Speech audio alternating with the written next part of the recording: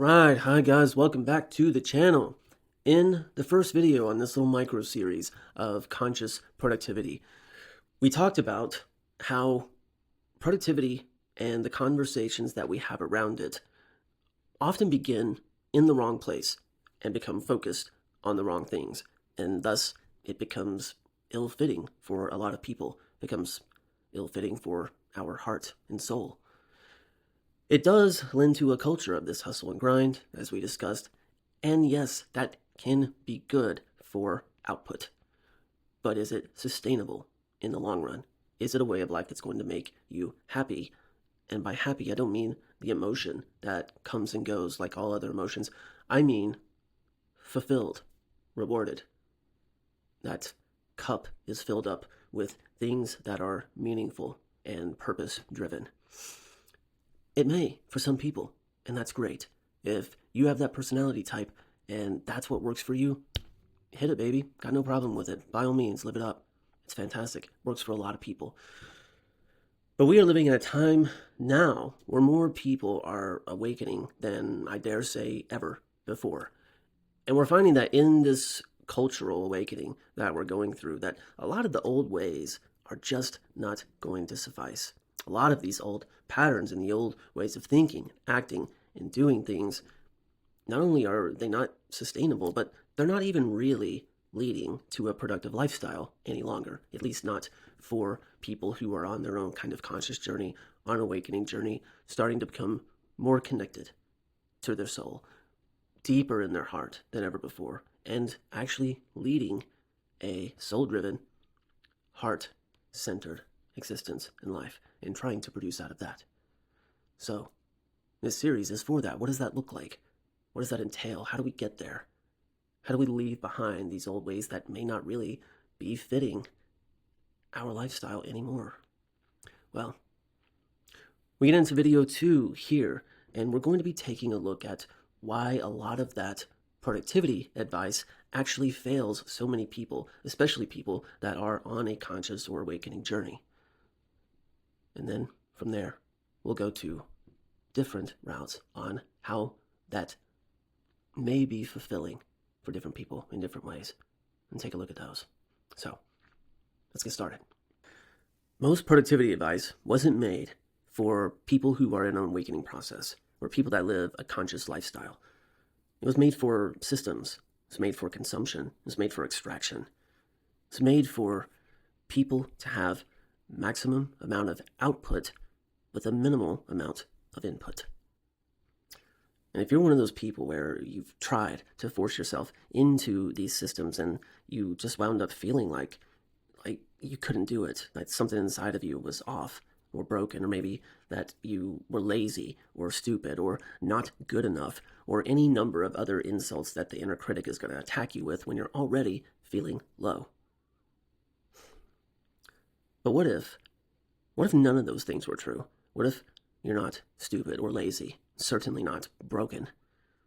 What if you're just trying to force yourself into a system that was not prepared to hold you, much less prepared to activate you? What if you're just awakening, becoming more conscious, becoming heart-centered, sinking deeper into the reality of who you truly are? See, these systems, they're built upon the collective egoic consciousness that is based on fear, right? So, we're going to begin a conversation about why modern productivity advice fails an awakening nervous system, an awakening mind. How can we begin to build and formulate a system of productivity that actually honors our soul, who we really are? See, these modern productivity cultures, they worship speed, optimization, output without embodiment. And this hustle and grind culture is built on one main unconscious, subconscious belief, which is, I am only worth what I produce. What I produce, my output, is directly correlated to my self-worth. And so you can begin to see where this is inevitably going to become very problematic for us. This way of thinking, it's not motivational, it's not inspirational, it's not giving us a natural drive that makes us want to produce, to rise above, to go the extra mile, to succeed in ways that are fulfilling. No, instead, it's traumatic. It's insulting to your given nature.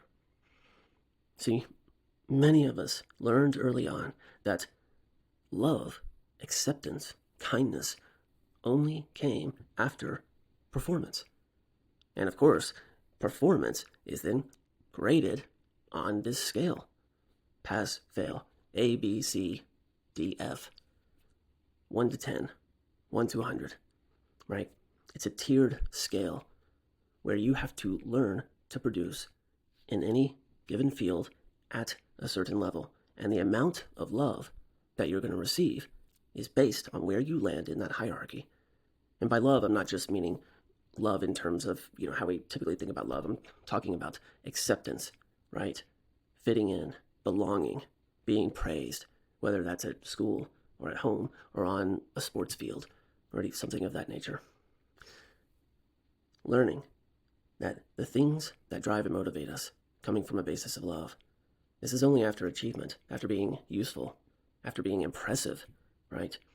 So when we do that, not only do we actually move productivity and placement from love-based into a fear base, but it actually then becomes survival, right? It's not inspirational, it's not motivational, it's just survival. That's the fear base. I have to produce X in such a way that equals Y, or else I will not get whatever it is. And see, when we move from this place of fear instead of love, well, see, our consciousness is awakening during these stages. And there's something inside of us, our heart, our soul, our inner being. It refuses to live under these threats anymore. And when it begins to live only under these threats, it's going to stall out. It's going to shut down.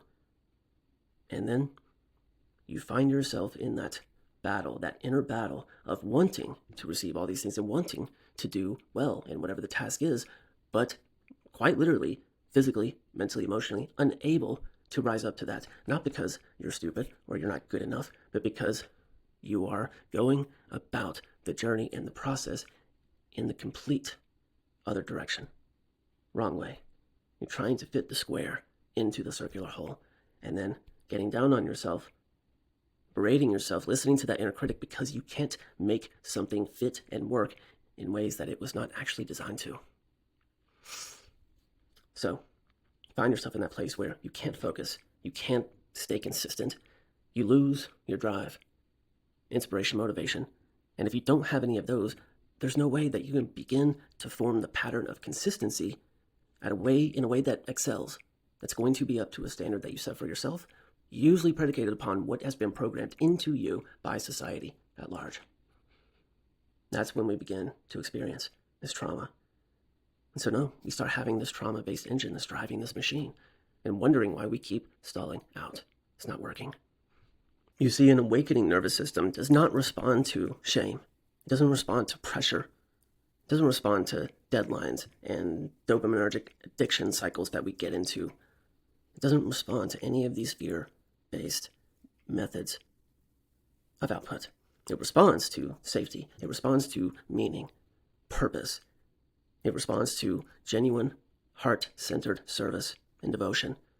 It responds to passion. It responds to a discipline that moves at a speed where it feels invigorated, naturally, not by, I'm afraid if I don't do this well, I won't achieve XYZ. This is why forcing productivity, forcing the square into the circle as you're going through an awakening process, it feels like you're trying to drive your car when it's literally sputtering on the last few ounces of gasoline. Your system doesn't work by egoic gasoline anymore. No. It runs, and it only runs when there is alignment involved. That system is now demanding alignment before output. And if alignment is absent, well, with enough given time, it's going to shut down. That engine is going to fall out and shut down. It doesn't do any of this to punish you. It's not a punishment, it's protection. It's meant to protect you. It just doesn't know any better until we teach it. And yes, this is possible. So let's name two different types of productivity. First, we have, let's just call it trauma productivity. This, of course, is fear-based, coming from the ego. If I stop, I'll disappear. If I slow down, I'll be left behind. If I am not exceptional, then I must not be worthy. How else is it going to respond when the subconscious has been pre-programmed to attach self-worth to a level of productivity? That correlation will drag us down, wear us out, and eventually it will win, and we shut down altogether. It creates burnout, chronic anxiety, emotional numbness, or an emotional nervous system electrocution that is somehow even beyond anxiety, and it feels like the verge of a panic attack on any given moment. Addiction. Why? When you're living at that level, that constant up and down and that absolute chaos from your mind, the heart and the nervous system all combined together, responding to fear and getting itself worked up into fight, flight, freeze, or fawn.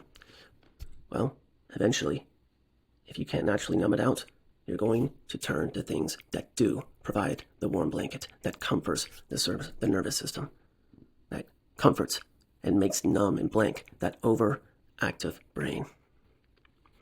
And then you're in a real cycle of abuse that only goes downward, the exact opposite of what you were trying to set out to do to begin with. So, what's the other form of productivity? We can call it conscious productivity, awakening productivity, sacred, whatever makes you feel good from a heart space that says, my work is devotion, my work is a labor of love that is in motion. I am garnering a sense of not just this grand sense of fulfillment, but over time, I'm able to turn that fulfillment into my new subconscious pattern. And this is how we operate if we want to achieve maximum productivity. This conscious form of productivity, it's slower, it's patient. And so you're not going to get those results that are coming in rapid fire that you would get in this hustle and grind. No, it is slower. It requires time and patience and understanding. But it is sustainable. Not only is it sustainable, but you're getting all of the things that you truly want that's outside of other people's expectations and keeps you in a healthy and positive frame of heart and mind. And the nervous system then, of course, well, it adjusts in turn. And that's when we can build productivity that turns into legacy, that turns into something grand that not only are we proud of, but we feel good in the making and the doing of the deed. And that leads to a fulfilling life in terms of work and production. That's what leads to achieving production without self-destruction. And that's what we want. So here is a simple reframe that can actually change everything. Just a very simple, conscious reframe. Productivity is not about extracting more from yourself. It's about creating conditions where your soul wants to move. It is compelled to move at the very thought of engaging with this task and the people that are surrounding the task. And so your nervous system is going to feel safe. It's going to feel seen, heard. It's going to feel purposeful. It's going to feel driven. And all of those together producing patient results that are coming in over a spread of time. And your subconscious mind is going to start throwing out the old pattern and implementing the new pattern, just like you were upgrading the hard drive of a computer. Very similar. And it needs to do all of these things in order to become consistent over that span of time. Repetition, repetition, remembering, becoming, solidifying through repetition, repetition, and letting the rewards of that success that's achieved in a way that fulfills you instead of draining you. That's when you wake up and you're consistent, not because you have to psych yourself up to be consistent, but because it's the natural end result to a method of production that aligns with your heart and soul. Now, I know what you may be thinking right now, right? Yeah, Aaron, that's all well, good, and fine. It's very nice.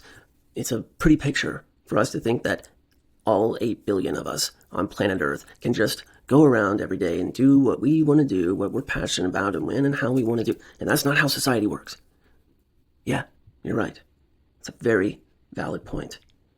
And as we continue throughout this mini-series, we're going to be addressing that issue. And we're going to be changing and reframing our views on what that looks like and how you can still live in a conscious state. You can still be awakening during a process, even if you do not like your job or your career or a way that you have to live your life in order to be productive. It could be anything. It's nice. Okay, I've got rent to pay. I've got a mortgage. I've got kids to feed and put through school. And, there's all kinds of reasons that can lead to us getting in our own way of living and producing in a more conscious way. And so as we go along, we're going to be facing this, asking it, and start bringing in and considering new ways of thinking and being, even if you have those aspects in your life that, you kind of have to do in order to put food on the table. And we'll start talking about how you can approach your work in your life in a conscious way that will enable you to do the task, to do all of the adulting, yet still be centered and fulfilled in your heart, in your soul. I know it may not sound possible, but I promise you it is. So, if you've ever felt broken, not good enough, down, specifically by this productivity culture and the way that it is served, repeatedly causing programming and beliefs that are not in alignment with who you are, if you have experienced that or are currently experiencing that, stay tuned, because we're going to begin to get even deeper on these things, as I just said, and looking at how they come together and lead you to a place of mental and emotional freedom, even when you're in circumstances that do not naturally lead to that. So, if you want to tune in, please like, subscribe, all the things. And next, we're going to get into as I said in video 1, the Ikigai. And we're going to start talking about ways that you can start looking at this differently and begin to chart your own individual course in what your life is and can look like when your productivity is coming from a heart-centered space. So, stay tuned, because a lot of these aspects surrounding your productivity, your output, maybe you're suffering, and it doesn't have to be that way. There can be a better way. And I want us to find that all together. So, thank you for being here. Please continue on the journey with us. Until the next one, take care and cut yourself some slack on your productivity. Start to peek at it. Start taking inventory of what's happening in that part of you, in that part of your life. That gives us something to work with. And I don't intend this series or this channel to just be another guy screaming about whatever and not giving any tangible ways that we can utilize in order to get where we want to go by becoming who we want to be or who we truly are. So, wishing you Godspeed in your day tomorrow, your task, and we'll see you next time.